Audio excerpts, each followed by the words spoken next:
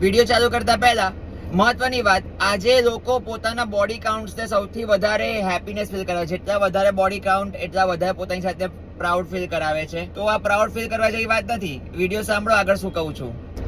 આજે હું એટલા બધા રિલેશનશિપ્સના નામ મેં જોઈને એટલી ગાંડી થઈ જાઉં, પાગલ થઈ જાઉં કે આજે દુનિયા ક્યાં જઈ રહી છે. સંબંધોના નામમાં મેં જોયું છે, એક્ઝામ્પલ તરીકે સંબંધોના એટલા બધા વેરિયસ નેમ્સ આવી ગયા.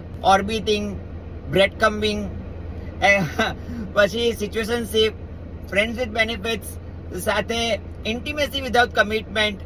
આટલા બધા સંબંધોના નામ આવી ગયા. આ જનરેશન ક્યાં જઈ રહ્યું છે કંઈ ખબર નહીં પડતી. બટ મેં એક ઇન્ફોર્મેટિવ વિડીયો છે, તમને ઇન્ફોર્મેશન આપવા માટે તમને આ વિડીયો તમને આપું છું, મૂકું છું.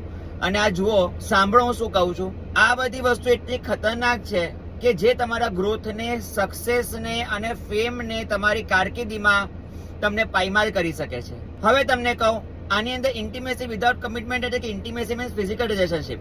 તમે કોઈની સાથે ફિઝિકલ રિલેશનશિપ થાઓ છો એનો મતલબ કે તમે કોઈની એનર્જી કેરી કરો છો, કેરી ફોરવર્ડ કરો છો.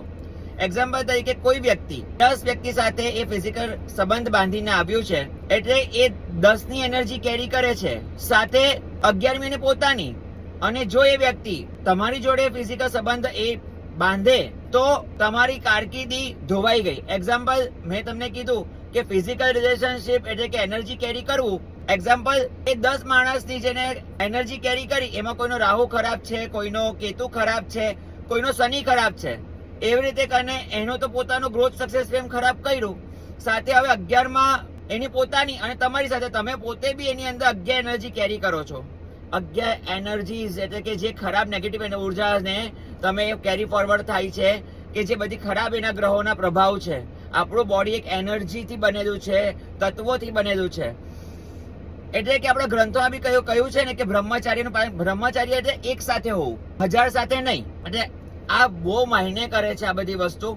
આનું ધ્યાન રાખો. બાકી દુનિયાને તો કંઈ પડી નથી, દુનિયાને તો તમે કહેશો તો બી કંઈ મતલબ નથી.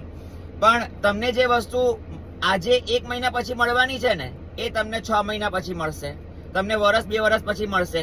આ તમને ડિલે થયા કરશે જો આમાં ને આમાં ત્યાં ફસાતા ગયા તો. એટલે ફિઝિકલ એક્સચેન્જ બી બહુ મોટું એક એનર્જી ટ્રાન્સફરનું તમને એક સ્ત્રોત છે. તો તમે જેની બી સાથે આ કહીને કે કરો તો એ સાચવીને કરો. અમારી ઇન્ફોર્મેશન આપવાની હતી, મેં તમે આપી. અને બાકી દુનિયા તો તમે કરવાની છે ને કરશે, કારણ કે આ કલીનો યુગ છે, રાક્ષસનો યુગ છે, કળયુગ છે. જય માતાજી. જેને જોઈએ તેને ફોરવર્ડ બી કરી દેજો. લાગુ તેને પડે તો લાગુ, તમે માનજો. બાકી દુનિયા તો